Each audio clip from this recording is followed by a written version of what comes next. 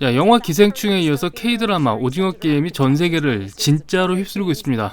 다들 아시다시피 미국 내에서도 오징어 게임에 대한 이야기가 큰 이슈로 다뤄지고 있는데요. 이번 시간에는 미국 경제금융 전문 채널인 CNBC에서 한류의 경제성에 대해 다뤘던 내용을 전해드리려고 합니다. 물론 핵심 주제는 오징어 게임이었고요. 오징어 게임으로 인한 넷플릭스의 수익률이 급상승했다는 점, 오징어 게임 이후로 넷플릭스 주가도 최고치를 경신했다는 이야기입니다. 우선 넷플릭스 차트를 보시면 개봉 첫날 이후 넷플릭스 주가가 급상승하는 모습을 보실 수가 있죠. 이것만 보더라도 확실히 우리의 한류가 돈이 된다는 사실을 주가 차트가 증명을 해주고 있습니다. 오징어 게임으로 돈을 버는 회사는 넷플릭스만 있는 건 아니죠. 얼마 안 있으면 할로윈데이인데요. 미국 아마존 같은 온라인 쇼핑 시장에서 오징어 게임 아이템이 불티나게 팔리고 있습니다. 또 중공인들도 숟가락 얹어서 짝퉁 제품도 많이 팔리고 있죠. 미국은 한류를 자본의 논리에 입각해서 바라보고 있습니다. 한마디로 한류는 돈이 된다라는 평가가 지배적입니다.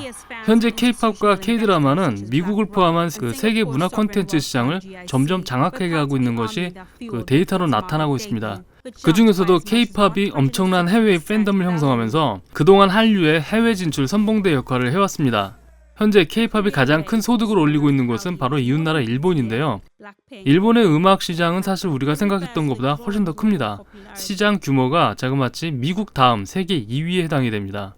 자, 이런 큰 시장에서 나름 성공한 K-팝이 싸이와 방탄소년단으로 이어지면서 미국을 포함한 세계 시장에서도 성공 가능성 있는 컨텐츠로 자리 잡아가고 있습니다. 미국은 한국의 컨텐츠를 K-팝과 K-드라마 뿐만 아니라 기타 예능 프로까지 가능성 있는 비즈니스로 평가를 하고 있습니다. 몇 해 전 미국에서는요, 한국의 복면가왕의 포맷을 수입해서 리메이크를 하기도 했었는데요. 이것은 우리 컨텐츠가 얼만큼 창의적이고 경쟁력 있는지 알 수 있는 그런 사건이기도 합니다. 최근 한류의 특징이 있다면 한국식 문화 코드가 세계적인 밈으로 발전한다는 사실이죠. 싸이의 강남스타일에 나왔던 말춤은 전 세계적인 유행을 타기도 했었죠. 심지어 보수적인 클래식 음악계에서도 강남스타일을 선보였다는 점은 매우 놀랍기까지 합니다.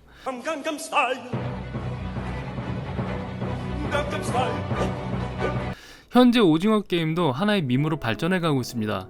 해외 유명 스트리머들도 예외는 아닌데요. 마치 경쟁이라도 하듯이 오징어 게임 관련된 컨텐츠를 계속 내놓고 있습니다. 한 예로 구독자 2천만 명에 달하고 평균 조회수가 몇백만에 달하는 미국의 대형 스트리머도 예외 없이 오징어 게임을 자기 컨텐츠에 활용하고 있을 정도입니다. 이렇게 오징어 게임의 유행은 현재 크게 확산되고 있습니다. 이러한 현상은 온라인, 오프라인을 가리지 않고 있는데요. 미국의 대학가, 쇼핑가, 길거리 등 오징어 게임이 하나의 밈으로 퍼져가고 있는 상황을 보면서 한국의 문화 콘텐츠 파급력을 실감할 수 있었습니다. 사실 이 정도의 세계적 유행은 유례가 없었다고 생각을 합니다. 아무래도 인터넷 영향이 가장 컸을 것이라고 보는 게 맞겠죠. 다시 CNBC 이야기를 해보겠습니다. 몇 달 전 CNBC에서는 왜 한류는 특별한가 라는 주제로 짧은 다큐멘터리를 내보냈었는데요. 한국이 문화 콘텐츠에 집중하기 시작한 시기와 배경 그리고 현황까지 자세하게 보도를 했습니다. 이 방송에 따르면 한국은 1988년 올림픽 이후에 해외여행 자유화가 진행되었고 한국 내 지역 개봉관에서 할리우드 영화가 상영되기 시작하면서 한국인들이 문화 콘텐츠의 중요성을 깨닫기 시작했다라고 보도를 했습니다. 이때 한국을 자극했던 컨텐츠는 바로 주라기 공원이었다고 분석을 했는데요. 주라기 공원 한 편이 한국 경제를 리드하는 그룹 중 하나인 현대자동차 1년 매출액보다 많았다는 사실이 한국을 자극했다라고 표현했습니다. 실제로 제가 기억하기에도 당시에 스필버그 감독하고 삼성의 이건희 회장님이 직접 만나서 많은 대화를 했었고요. 이건희 회장님도 영화 제작에 큰 관심을 보이기도 했었습니다. 문화 콘텐츠에 대한 공격적인 투자와 해외 진출 시도는 바로 이 무렵부터다라고 보도를 했습니다. 그렇다면 꽤 오래전부터 문화 콘텐츠에 대한 투자가 진행이 되고 있었던 것이죠. 결국 현재 우리의 한류가 세계 시장을 잠식해가고 있는 것은 결코 우연이거나 특정 집단의 음모가 아니라는 사실입니다. CNBC는 한국의 문화 상품이 음악과 드라마에 그치지 않고 영화, EA 스포츠, 음식, 뷰티 관련 제품 등 점점 다양한 분야로 확대되고 있다는 점도 강조했습니다.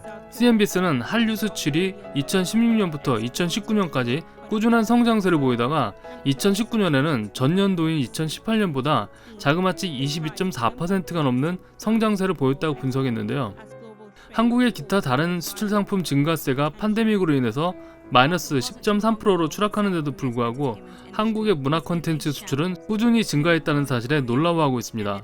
CNBC 기자는 한국이 1996년도 검열 시스템을 완전히 해제하면서 한국의 문화 콘텐츠 수준이 급속히 성장하기 시작했다라고 하면서 그런 표현의 자유를 배경으로 한국 문화 콘텐츠는 현재까지 멀티 빌리언 달러 산업으로 성장하게 되었다라고 보도를 했습니다. CNBC는 BTS의 사례를 들면서 BTS의 활약 때문에 한국에게 1.4 빌리언의 경제 효과와 8,000개 신규 일자리가 창출됐고 18만 7천 명의 외국 관광객이 한국을 방문하면서 792 밀리언 달러의 소득을 올렸다고 분석했습니다. 또한 한국의 드라마와 영화의 퀄리티에 대한 이야기도 빼놓지 않았는데요. 봉준호 감독의 기생충은 오스카상을 싹쓸이하면서 한국 영화의 예술적 부분과 기술적 부분 모두 균형 있게 발전했다고 평가했습니다. 영화 기생충에서 다루었던 부의 불균형 문제가 세계 관객들의 관심을 끌 수 있는 주요 포인트라고 소개를 했고요. 257 밀리언 달러의 매출을 올렸다면서 역시 돈 이야기를 빼놓지 않고 있습니다. 결론적으로 미국의 언론과 사회 분석가들은 한국의 문화 콘텐츠를 한국의 소프트 파워로 해석을 하고 있습니다.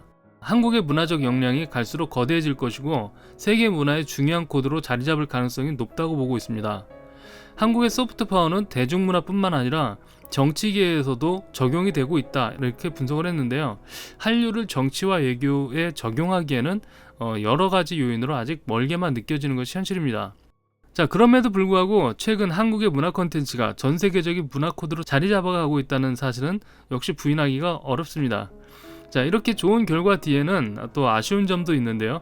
한국 드라마 제작과 관련돼서 얼마 전 국감에서 문제 제기를 했었습니다. 왜 KBS는 오징어 게임 같은 드라마를 제작할 수 없는가라는 물음이었습니다. 한국의 컨텐츠 개발 능력으로 넷플릭스만 배불렸다 이런 이야기도 나왔죠. 사실 우리나라 방송국에 이런 드라마를 만들 수 있는 여건이 썩 좋지는 않습니다. 우선 표현의 자유가 보장돼야 하는데 뭐만 하면 여성단체가 나서서 여혐이다 뭐다 이상한 주장을 하고 있죠. 게다가 방송사들 간의 그 드라마 경쟁으로 인해서 제작사들은 실패하면 죽는다는 강박증을 겪고 있습니다. 그래서 드라마가 잘 나가다가 꼭 멜로 장면이 한 번씩 튀어나옵니다. 사실 이런 거 좀 보면 재수가 없죠. 자, 오징어 게임에도 멜로가 들어갔다고 한번 생각해보세요. 아마 굉장히 오글거렸을 것 같습니다. 이렇게 작가들이 PC주의에 멍들어 있는 상태에서는 좋은 드라마가 나오기는 힘들어요. 한국의 문화 콘텐츠가 경쟁력을 가질 수 있었던 계기는 검열을 해제하고 표현의 자유가 보장됐기 때문이었다는 사실을 우리는 기억할 필요가 있습니다. 차별이라든가 여혐, 인권 이런 키워드로 인한 그 표현의 자유가 침해당하고 있는 상황에서는 오징어 게임 같은 컨텐츠는 사실 나오기 힘들다는 것입니다. 또 다른 문제는 문화 침략 수준의 해외 자본 공격이 문제가 될 수 있는데요. 한국의 컨텐츠 제작 회사가 차이나머니에 잠식당해서 많은 부분이 소위 빨려나가고 있다는 점은 이미 큰 문제로 부각되고 있습니다. 한국이 노력해서 얻은 결과물에 숟가락을 꽂는 행동을 중공은 아무렇지도 않게 하고 있죠. 해외에서 투자받는 것도 중요하지만 해외 자본의 침투로 인한 컨텐츠 왜곡 현상도 무시할 수 없는 일입니다. 얼마 전 조선 구마사라든가 한국의 일부 드라마에서 보여줬던 중공의 PPL 문제에서 보았듯이 자칫 우리 스스로가 왜곡된 문화, 중공 편향적인 컨텐츠가 나올 수 있다는 점은 늘 경계를 해야 할 부분입니다. 사실 이 문제는 우리가 알고 있는 것보다 훨씬 심각합니다. 대만의 사례가 좋은 본보기가 될 텐데요. 대만의 경우에는 중공 자본이 침투하는 바람에 대만의 컨텐츠 개발사, 시장, 포맷 등 모든 것을 중공에게 빼앗겨 버렸습니다. 결과적으로 대만은 문화 컨텐츠 분야에서 현재 아무런 힘도 못 쓰고 있습니다. 대만이 중공에게 당했던 방식 그대로 우리도 당하고 있다는 사실을 반드시 염두에 둬야 할 것 같습니다. 개인적인 생각이지만 그 PC주의자들로 인한 표현의 자유하고 중공 자본만 조심을 해도 우리 한류는 크게 문제될 것이 없어 보입니다. 자, 오늘 이야기는 여기까지 하겠습니다.